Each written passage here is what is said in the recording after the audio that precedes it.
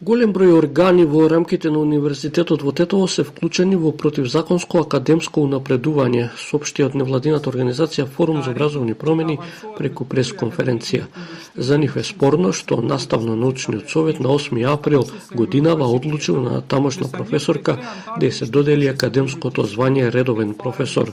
Овој случај е показател дека процесот на унапредување повеќе нема врска со тоа колку знаеш, туку колку познаваш. Албреша Беџети Ферати, ангажирана на медицинскиот факултет и истовремено супруга на претседателот на Сенатот на Универзитетот во Тетово, успеала да биде унапредена во академски звања спротивно на повеќе од 15 законски и статуарни одредби, според извештајот на Државниот просветен инспекторат. Ова го овозможиле неколку органи, меѓу кои Наставно-научниот совет на медицинскиот факултет, Сенатот на Универзитетот во Тетово и рецензентската комисија.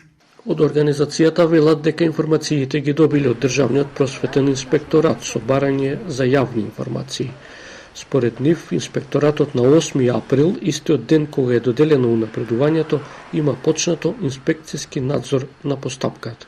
Тука не станува збор за индивидуален случај, туку за добро организирана шема. Покрај прекршувањето на Законот за високо образование, Форум за образовни промени исто така упатува апел и до јавното обвинителство да ги истражува сите можни кривични прекршувања како злоупотреба на службена должност, потенцијално фалсификување на документите, како и конфликт на интереси. Телма телевизија побара став за изјавите на невладината организација, а телефонски ни беше посочено дека ќе се изјаснат наредната недела.